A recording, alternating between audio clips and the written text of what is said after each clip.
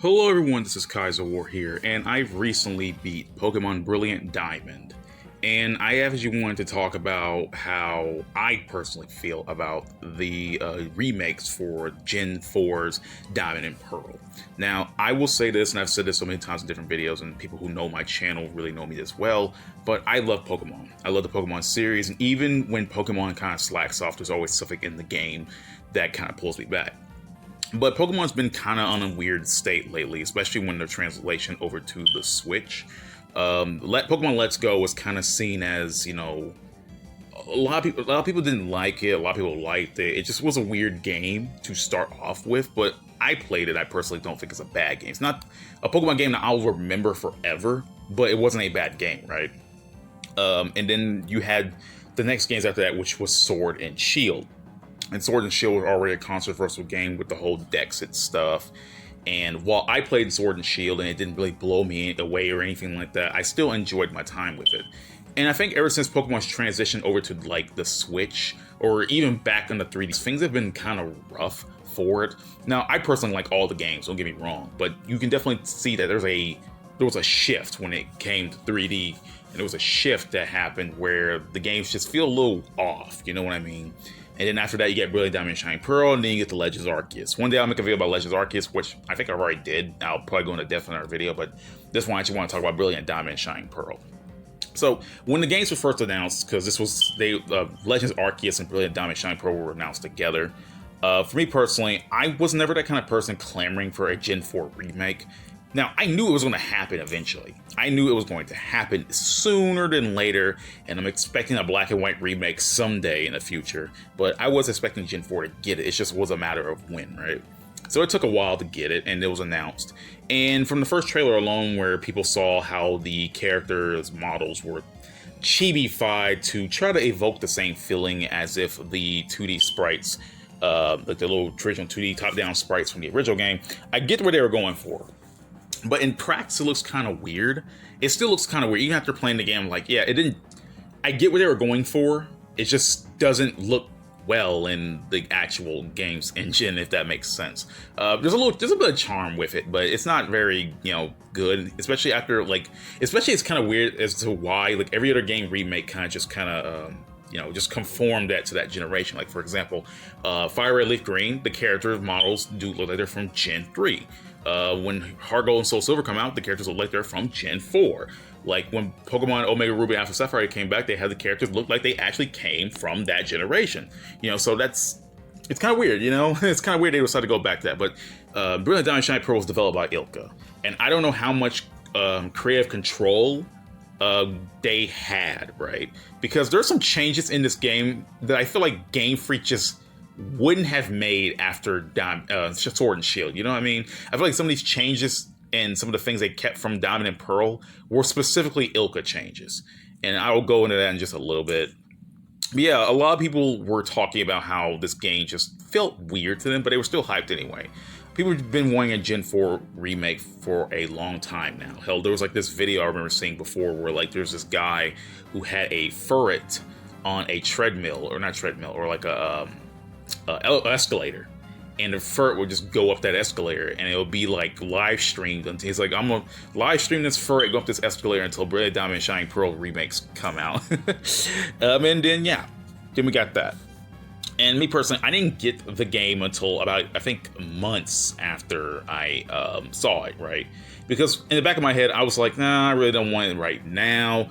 That same thing happened to me with Ultra Sun, Ultra Moon came out. I need some time in order to get the games, more of a financial reason. But I wanted to wait to see after the dust settled. I finally get to play, because I don't like playing games in the middle of people getting aggro over stuff like that. You know what I mean? Like if there's a game that's like is coming out and people blow up over, I'm like, I don't want to play it at that moment. I did do that stuff for Legends ARCSYS because I wanted to play that first before Brilliant Diamond Shining Pearl, but still. Anyway, so I played it, I beat it recently, and I tried to do everything I could in the game. The one thing I didn't do so far before I started this recording was catch a bunch of legendaries.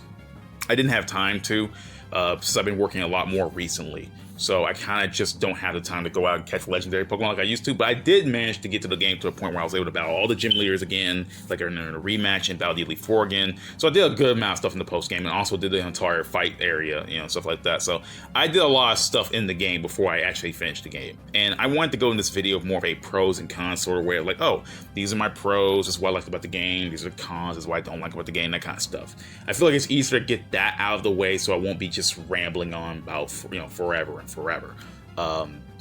I will say this, I want to get the pros out of the way first. I feel like it's better to talk about the positives before I start talking about the negatives. Now, before I even start talking about this, I will say this. Brilliant Diamond Shining Pearl, despite what a lot of people say, to me personally, it's not a bad game. It is not a bad game. But at the same time, it's a very missed opportunity. Because when you look back on games such as Heart Gold and Soul Silver, Fire Red and Leaf Green, and Omega Ruby and Alpha Sapphire, despite them, being, despite those games pulling from their original source game, they did a lot of changes to make it fit with not only within that generation, but to make those games feel fresh. Because you play Fire Red, Leaf Green, it doesn't really feel like you're playing Pokemon Red and Blue again, right? That's my personal opinion. You're playing Heart Gold, Soul Silver. It doesn't really feel like you're playing Johto's Gold, Silver, and Crystal, right? We play Omega Ruby, Alpha Sapphire, which I think is the one remake that deviates so far away from the original game. You don't feel like you're playing Ruby, Sapphire, and Emerald when you play Omega Ruby and Alpha Sapphire, right? It's just, these games feel like a giant jump up from what they originally were. But Brilliant Diamond Shining Pearl kind of sticks so close to Diamond and Pearl that it just doesn't feel like it's a big advancement at all, right? But I'm gonna get to the pros first, and this will be a topic where I bring up in the cons section, right? But yeah, I just want to talk about this real quick before I move on any further. So let's get on with the pros of Brilliant Diamond and Shining Pearl.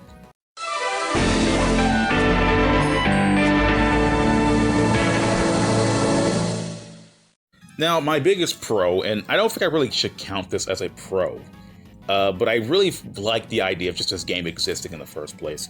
My first pro would technically be just the fact that this game exists.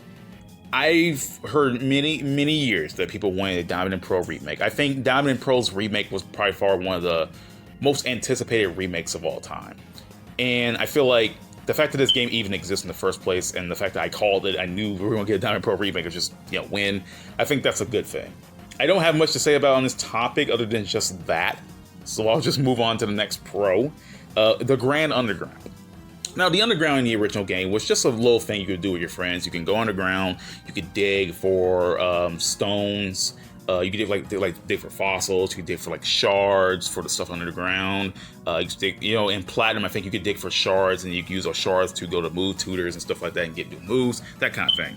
But the Grand Underground it's really been overhauled. Not only can create secret bases, but the secret bases you can create can be, you can put statues in those secret bases that you dig up, and the statues can manipulate the odds of certain Pokemon you can find in the Grand Underground. And yes, you can find Pokemon in the Grand Underground now, because the thing about Brilliant Diamond Shining Pearl is that their Pokedex is the Sinnoh Pokedex from Diamond and Pearl, right? And so you can only find the Pokemon within Diamond and Pearl that you found back in the day. But with the Grand Underground, you can actually find Pokemon, granted you can't go over the 493 Pokemon limit that they had in Sinnoh, but at the same time you can find pretty much any Pokemon you can within that limit.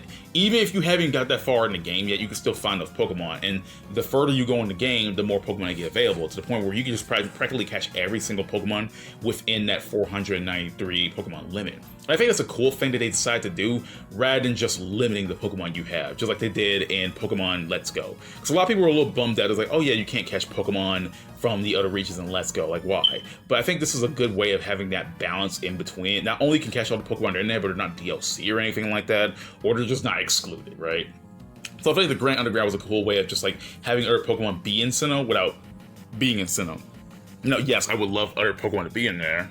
I would have loved if they went past the 493 Pokemon limit and just have other Pokemon for other regions, but I feel like that would just been asking too much. But I think the Grand Underground is a cool addition to the game. I really liked it because I spent more time in the Grand Underground just digging up stuff and just looking for Pokemon, seeing what Pokemon are in the Grand Underground. I think about Like literally 4 out of my 6 Pokemon team were just directly from the ground underground because I wanted to use them. Right? I found a goddamn Togepi in the ground underground, and I love Togepi, I love Togetic, and I love Togekiss, and I definitely wanted to use it on my team. And I was like, oh shit, I found it, yay! So that was like a big moment for me because you can't catch Togepi in Diamond and Pearl. You can't catch it. You can't get it in Platinum Thorn Egg, but you can't get it in Diamond and Pearl. But I was happy to find one in Ground to Ground because, like, it expands your team options more than what you could have. Because when you really look back on it, Sinnoh's Pokédex is very limited. It's so limited in the fact that it was a struggle for me to find Pokemon that I really wanted to use on my team. It's like that kind of thing when I play games like in Johto again, like when I play when I play Gold, Silver, and Crystal again. It just feels like the Pokemon options for me personally are so limited. I'm like, I don't know what I want to use for this playthrough. And the same goes for Sinnoh because when Platinum came out, they expanded the Pokedex a lot to include more Pokemon. But with Diamond and Pearl's Pokedex, it's very limited. You get very limited Fire type Pokemon. You just don't have really many Pokemon you could, For me personally, I don't have any Pokemon I could want to use in that game. So the Ground to Ground was a very good inclusion. And, depending on the stuff you do in the game, like, for example, you get more badges, the Pokemon level cap goes up, or if you do certain events in the game, like, for example, get the fog, more Pokemon start to show up. And I think that's a cool thing that they've done. They turned the Ground to Ground, they turned the Underground to a way where you can actually, like, do more in it than you ever could to in Diamond and Pearl and Platinum. And I think that's a good change. Another pro I have to talk about is the difficulty of the game. Now, Brilliant Diamond and Shiny Pearl are by no means hard Pokemon games.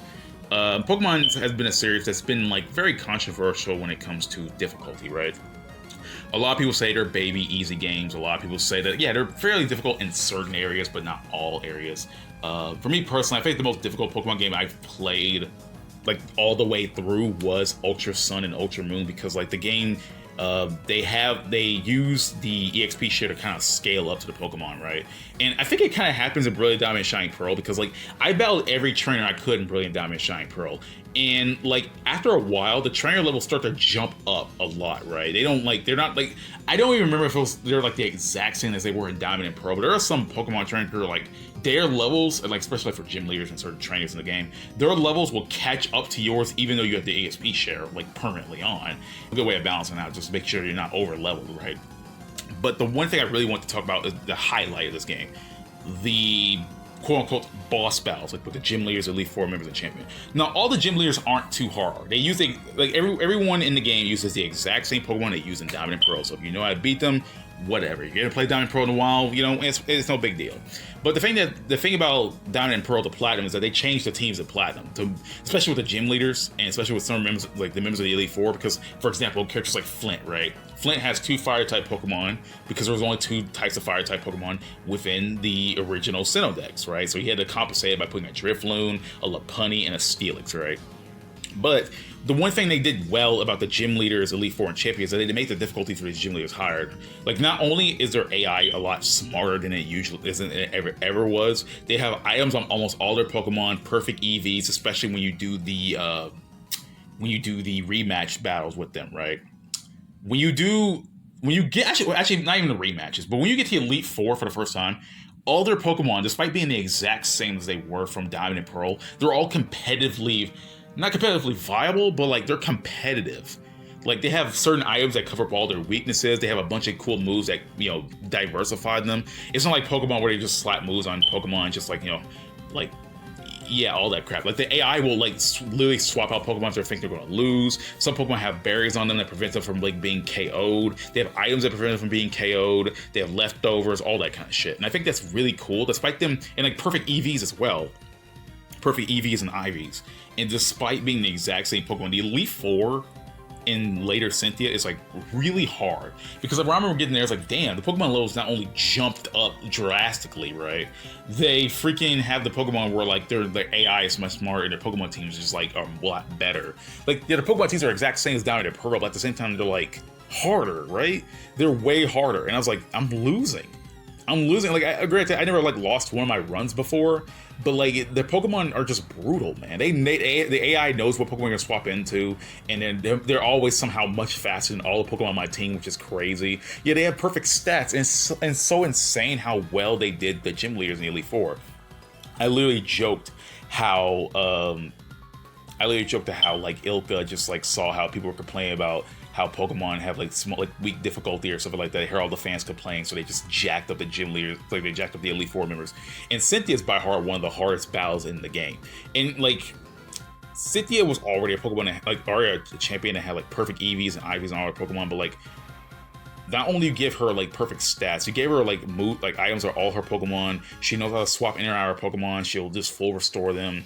She has a Milotic with Flame Orb and Marble Scale, and it has Recover to make sure it lasts forever. And on top of that, Scald to burn your Pokemon to drop their attack. And it's maddening. Like the fact that like the way they employ some of the stuff on these trainers is insane. And not only that, when you beat the game and rematch the Gym Leaders, Elite Four, and Champion, again, they all have perfectly competitive Pokemon. The Gym Leaders get a team of, I think a team of 6, right? They all get a team of 6. Their Pokemon's in the high 60s. They're like all competitive. They have items of each of their Pokemon. Then you get the Elite Four, which despite they only have a team of 5 Pokemon, they all have different Pokemon now. Again, they're competitively viable. And then Cynthia gets more new Pokemon on her team, and they're all competitive. Like, it's crazy how hard the Elite Four is and the Gym Leaders are for this game. Like for the first run, the Gym Leaders aren't that hard, but when you get to the Elite Four and Champion, things just ramp up, and then when you rematch them all, it's just like, that's what I'm talking about. When people talk about complaints about like Pokemon being too easy, I think this is the way they went into the other direction. Like, it's just like, bro, okay, fine, you want to complain so much, fine, we'll just make it we'll just give you the hardest Gym Leaders in the entire series. And I think it's just really funny. Like, the difficulty of this game is no joke. Like, yeah, the game's like pretty simple all the way through because it's Diamond and Pearl. Again, if you play that game, you'll know what to expect because the game's not that different. Really, it's not that different. Like, there's like small subtle changes to match up to the generation, but the game is pretty much Diamond and Pearl again, just with slight changes. But I think what they did the best is with the Gym Leaders, and I think that's like really cool. Oh, not Gym Leaders, Elite Four and Champion, my bad. The Elite Four and Champion, I think they did a really good job at making them very difficult because it's actually pretty cool. I like that. But yeah, that's my pros for Brilliant Diamond Shine Pearl. Yeah, I feel like I would have more to say, but it's hard to give the pros for this game because it's just Diamond and Pearl again. And it's just weird because like if I was talking about Diamond and Pearl, different thing, right? But considering this game is just Diamond and Pearl again, it's really hard to bring up the pros for this game in particular. And that actually leads me into the cons because I definitely want to talk about that. I feel like I have more to say about the cons than the pros. So let's get onto that right now.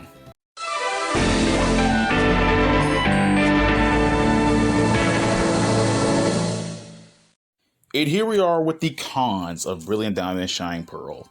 Now, a lot of people have a lot of negative things to say about the game. And I can understand some of those. Some of those are a little bit too much for my taste, but I can understand what people find negative about this game. And I think the one con that kind of sticks with this game the most is the fact that Brilliant Diamond and Shine Pearl don't deviate much from the original Diamond and Pearl. And the thing about that is that, right, I mentioned before that Pokemon's game, like the remakes, right? The Fire Red, Leaf Green, Heart Gold and Soul Silver, Omega Ruby and Alpha Sapphire. Those games deviate a good amount from their original games, right? To the point where you can just play those original games and still play the remakes, and they still feel like different games in a sense, right?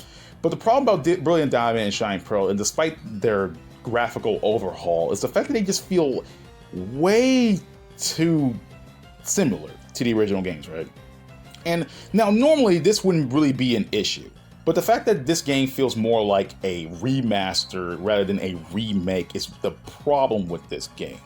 Now, for me personally, at first I really wasn't like too big on it, but after I was playing it more, I'm like, why are certain things like this for the original game? For example, you have the Pokétch, right? The Pokétch.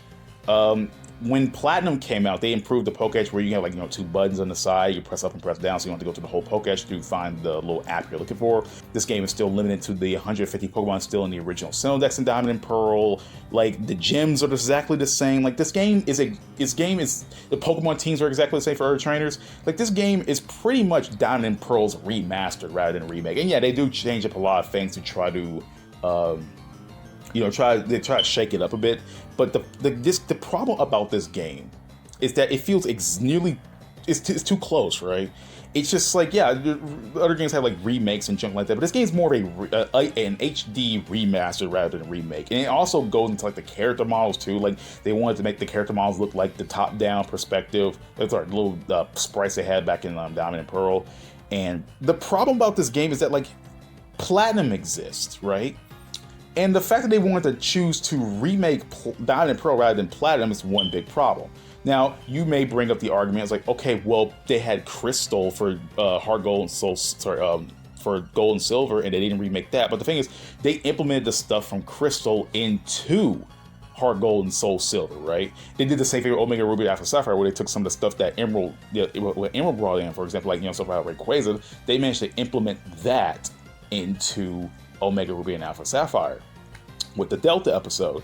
But the thing about this game in particular, Brilliant Diamond and Shining Pearl, is the fact that all the Platinum editions are kind of just not there. Yeah, like more gameplay style, like Pokemon you find, like trainer battles you battle, like they're not, the Platinum editions don't exist here.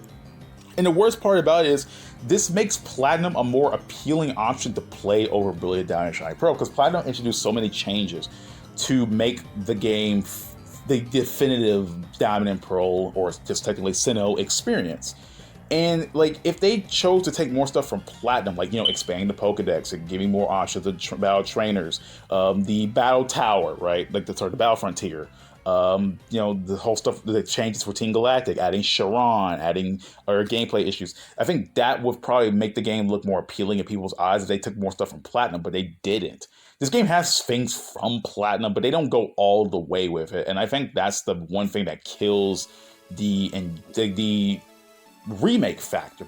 And I think that's the one thing that kind of kills Brilliant Diamond and Shining Pearls, because like, they didn't take all the good improvements from Platinum and put them in there. They wanted to make this a remake of Diamond and Pearl specifically, not just like all the games in that generation. No, just that one set of games. And I'm like, that's what kind of bothers me, because like they actually like stuck too close, right? TMs are back to being single use. Granted, they give you multiple chances to get TMs, but TMs are back to being single use. But the thing about it is that this game feels not only similar to the original ones, but also they deviate some things. For example, like HMs. The HMs are in the Pokédex, so you don't have to catch a Pokemon to use it anymore. They cheekily put in Staraptor and Bidoof in there, so you can use them to use the HMs, which I kind of find funny, because they acknowledge that Bidoof and Barrel were like HM slaves, which I find really funny. But the fact is, like, the fact that remains that they stuck too close, right? They stuck too close. They stuck a little bit too close to the original Diamond and Pearl. For example, they took out Platinum's move tutors, so collecting shards in the underground are pretty much pointless in a sense. Again, I mentioned before about the single button Pokédex stuff, where you have to go through every app to find the one you're looking for, and Platinum had 2 buttons on theirs. The remakes don't really add much to the lore of the story, and that's the thing though, because like Omega Ruby Alpha Sapphire expanded a lot on the characters to the point where like essentially they made a way like Omega Ruby Alpha Sapphire are like alternate timeline events of the original games. They didn't devalue the original games. Originally the whole Mega Evolution stuff is like more lore and even an alternate timeline, right? But Brilliant Diamond and Shining Pearl don't add anything, really. They really don't add anything. They're just the original games again, but been remade, essentially, right? They use the same exact Pokédex they did in Diamond and Pearl. They don't even have like Pokemon that are like pre-Platinum decks. Like, oh crap, you get like you can't get Electivire, you can't get Rhyperior, you can't get Licky unless you go to the Grand Underground, and you have to get Lickitung to do that. You can't get Gliscor, you can't get Gallade, you can't get Probopass, you can't get those kind of Pokemon that were like, already in the game's files, but like made more available in Platinum because of the way the Pokédex works in this game, right? And like they've changed a bunch of stuff, man. And I'm like, there's some items for Pokemon that are locked the post game. For example, like if you want Gliscor, you can't get it because the item, the Razor Fang, is at post game. And that's the exact same thing they did in Diamond and Pearl. Because if you want Pokemon like Gliscor, you can't get it, You can get Gligar, but it's literally useless until you beat the game. And that's the kind of shit I hate so much, man. And like, that's the one thing I just don't like about like this game. It's just like there's some things they could have easily changed and just didn't.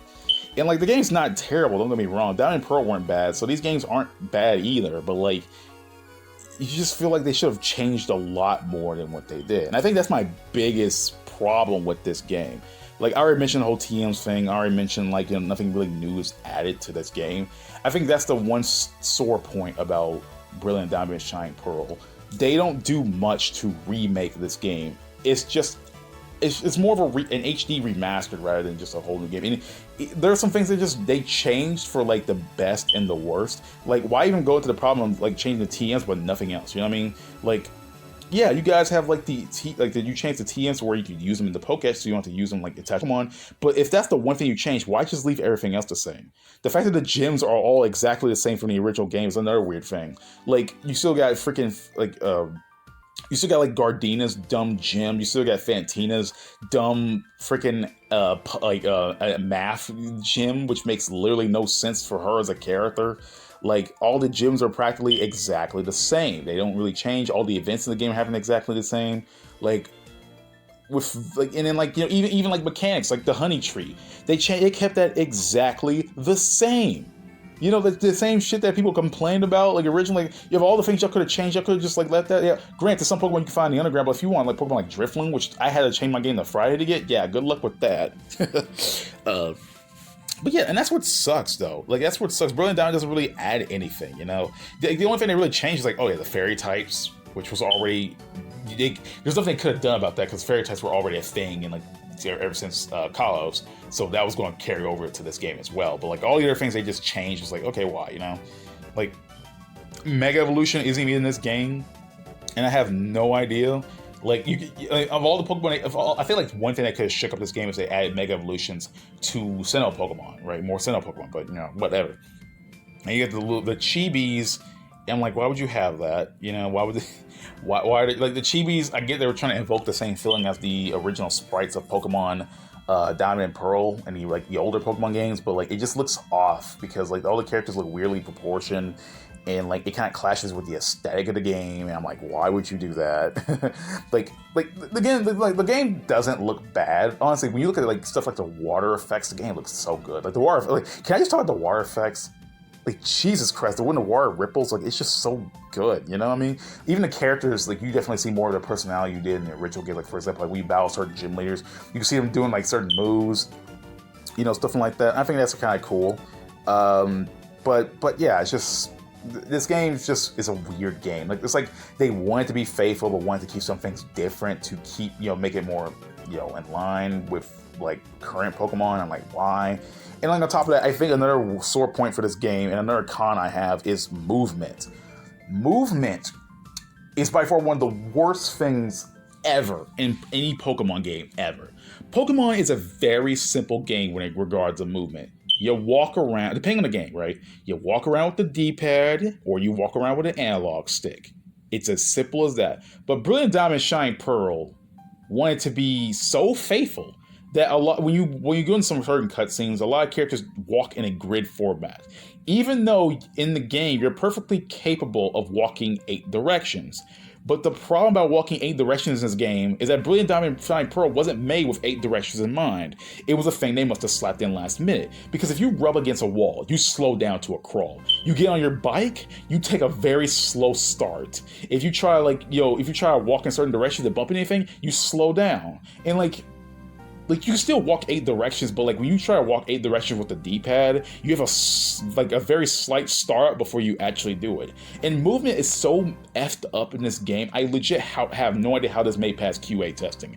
I hate how your character moves in this game, and it makes going through like locations painful. If you're going to like a place where it's like tight corridors, good luck trying to move properly, because if your analog stick turns down the wrong way, you'll be rubbing up against a wall and you'll slow down. Good luck going through Gardenia's gym because her trees are literally like mazes, and if you go through one of them, you just slow down to a crawl. Slow to a crawl, trying to go through it, and I hate it so much. I legit hate movement in this game. But overall, I think I said all my cons, right? I said all my cons. Now, I missed an option. I missed a topic I wanted to talk about, like music. The game is a pretty hit or miss soundtrack. There's some songs I like, there's some songs I don't like. I do like the remix for the Elite Four members, right? I do like certain songs in the game. They're all sound all right. They sound like really good remixes, but they're not like anything blows me out of the water. Like, again, games like Diamond and Pearl, sorry, my bad. The games like Fire Red Leaf Green, Heart Gold Soul Silver, and Omega Ruby Alpha Sapphire, they remix their songs in like a really epic way to make you feel like they're completely different songs. But like, Brilliant Diamond and Shining Pearl do that as well, but they don't really rank any higher to me than the original songs in certain, especially and only in certain cases. Like, I think like all the legendary counter musics is significantly worse than their original versions. Like, I don't like how they done the Lake Trio. I don't like the regular legendary battle theme sounds. I don't like how Barry theme sounds. I like the trainer theme sounds fine, right? The gym leader theme and Elite Four theme and Cynthia's theme sound really good, but everything else outside of those, they I don't like them. I really don't like them. There are some songs that sound all right, but not all of them. Yeah, that's pretty much all my complaints and my praises right there. Brilliant Diamond and Shining Pearl are not bad games. They're probably the most average Pokemon games ever. They're not mediocre or anything for me personally, because I can never bring myself to say a Pokemon game is mediocre, right? But I feel like Brilliant Diamond and Shining Pearl has like the least amount of, I'm not saying the least amount of effort, but the least amount of pizzazz to it, right? Like, all the other remakes of Pokemon games kind of just bring something new to the table and make you go, whoa, man, I have to totally play this. But like, Brilliant Diamond and Shining Pearl are so similar to Diamond and Pearl, you're just sitting there like, I can just play Platinum at that point. You know, it's that kind of thing where like, yeah, I would, if you're a really big Pokemon fan, I'd recommend you play them, but like, I feel like Platinum is just, you'd rather just play Platinum. You know, at this point, you might as well just play Platinum at this point, because it's, even with its small changes, even as an older game, it feels more of an improvement than Diamond and Pearl does. And I'm sorry, Brilliant Diamond and Shining Pearl does. And I think that's kind of sad when you have to recommend an older version of a game that came out years ago. That's the sad thing about it. Now, I enjoyed my time playing it, but I never felt like it blew me away. Outside of the Elite Four stuff, like outside of the new changes they added to the Elite Four and like Cynthia, and again, that's at the end of the game. Yeah. Oh, also, you know, Grand Underground and other stuff as well. The game doesn't really warrant a oh my god, I gotta play this game like right now. You know what I mean? Like, I got this game like cheaper than a usual Nintendo game is, about $50, because normally Nintendo games are like $60. But yeah, you're pretty much better off playing Platinum if you can emulate it, or if you can find a legitimate copy for a good price, because definitely don't buy those $200 copies you see around there. I think that's a better option than playing Brilliant Diamond and Shining Pearl for me personally, because I feel like you get more bang for your buck just playing, you know, that Platinum at that point. You get a lot more out of it, to be honest. You got more content in Platinum than you. I mean, yeah, there's a lot more legendaries in Brilliant Diamond and Shining Pearl, but again, that's like post-game stuff, right? And that's pretty much the biggest thing outside of the gym leader rematches, like the competitive gym leader rematches, the Cynthia rematch. But other than that, yeah, and the Grand Underground. That's like pretty much the only things that Brilliant Diamond and Shining Pearl have apart from Platinum. I just feel like you have a better chance of just playing Platinum. Again, I like Brilliant Diamond and Shining Pearl. Don't get me wrong; these games were fun. I had a fun time with it. But I feel like if you were to play Sinnoh, the definitive Sinnoh experience is Platinum. Like, because Platinum's not only one of the better games, it's like one of the best Pokemon games out there. It's just a better experience through Sinnoh. It really is. Like, you know, Brilliant Diamond and Shining Pearl don't add that much to justify you buying it. The only reason I bought it because I'm a big Pokemon fan, and I'm planning to do the same thing when Scarlet and Violet come out. But yeah, that's pretty much my video right there. I'm done talking. That's been a little while. I just wanted to get that stuff out in the air because I want to talk about Brilliant Diamond and Shining Pearl. Again, I like the games, but it's just not anything mind-blowing, if you know what I mean. So, yeah, I will see you all next time. Definitely tell me what you think about Brilliant Diamond and Shining Pearl if you played it. Definitely put that in the comment section below, because I definitely want to hear what you guys got to say. So I will see you all next time. Peace out, everyone. I hope all you guys have a great day. I am out of here. Oh, hey guys, welcome to the end of the video. I forgot where to add this part because I definitely wanted to talk about it at first. Diamond and Shining Pearl releasing as early as they did and are incomplete is probably like one of the worst things that ever happened to a Pokemon game. Yeah, some Pokemon games kind of like, you know, jump the gun and get released a little earlier than expected, but the fact that Brilliant Diamond and Shining Pearl was released with a bunch of bugs, terrible music, it's like incomplete things like no title screen, no opening themes, opening theme movie. Yeah, I think that's the one thing that would be a bad thing in regards to Brilliant Diamond and Shining Pearl. The fact that it's just, you have to download like a 3 gig update patch in order to get all the stuff you should do. I hate that kind of thing. I hate day one patches like with a fiery passion, because Why even have you have the patch in existence? Why not just put that in the game, right? That's the one thing I say hey about day one patches. Like, why not just put that in the game? You already have it. Like, that's the same thing I say about DLC. Why even have that shit? If DLC came later for a game, I could totally understand. But if that's like day one shit, the hell out of here with that. And that's why I feel like if no one has any good internet, like you need actually good internet to play Brilliant Diamond and Shining Pearl, right? To even play the single player, you need good internet to even download the patch to even play all the game, right? Because all the game just ends. Like there's all the extra shit is literally in that patch, right? So yeah, that's another thing that kind of just would turn off anyone playing this game. I'm just saying, right? Because like that's kind of like a bad first impression if you boot the game for the first time and you see how off everything is. That's another issue that this wasn't. I actually forgot to put this in my cons section. I was gonna do that. I completely forgot to put this in my cons section. But yeah, this is another major con of Brilliant Diamond Shining Pearl. The game's literally unfinished on launch. Yeah, the patch exists now so you can play it, but the game's literally, like, when you buy a physical copy and boot it up, it's literally unfinished. And you have to download a patch to do it. And I hate that whole shit of like, oh, the patch is the rest of the game for a game. I hate that shit because like not everyone has good internet. Not everyone even has internet. You know, like shit. Like you can't just do that. I hate that shit, man. But yeah, this is another major con. I feel that's the biggest issue. Like really, this is probably the one thing that'll turn off people the most. And I know a lot of people play this game pre-patched, and they got their feelings from the pre-patch. Like people play the game all the way through on the game before it was patched, without even knowing the patch was the rest of the game and didn't have their feelings drawn from that. I really feel for them. So yeah, that's what I really wanted to say. Sorry I took this long. Oh yeah, also another weird thing I wanted to talk about, the DS sounds. Now, like in Omega Ruby, my bad, I'm sorry. Heart Gold and Soul Silver, they added this thing called Gameboy Sounds, where you can listen to the original soundtrack from the original game. Now, they're not exactly the same songs from the original Gold and Silver and Crystal. They're not the exact same songs. I think they've been rearranged in a way. They're not the exact same soundtrack. But Brilliant Diamond Shining Pearl brought in DS Sounds, where you can listen to the soundtrack from Diamond and Pearl, which will be a good thing, but the problem is that the songs has like very low quality. They sound like, I get they supposed to sound like they're sounding like from a speaker, you're hearing literally from a DS, but the problem is they sound like they're from a DS. Like they put a DS to a recording mic and recorded off that instead of just putting like the high quality sounds that I know that they have. Because if you listen to the sound library thing that they actually post up on their YouTube Pokemon channels, the Pokemon International Copy YouTube channel, they have the high quality versions of all the songs. But in Brilliant Diamond Shining Pearl, they don't. So that's another con I got up there. I'm sorry I'm just putting this shit last minute. But I definitely wanted to talk about this because I completely forgot the first time I was talking about it because I was trying to get all the faithful stuff and all the other junk out of the way. This is one thing I just wanted to add at the end of the video. So yeah, sorry guys, I apologize for adding this extra stuff. Peace out everyone, I hope you have a great day. Sorry again, I'm out.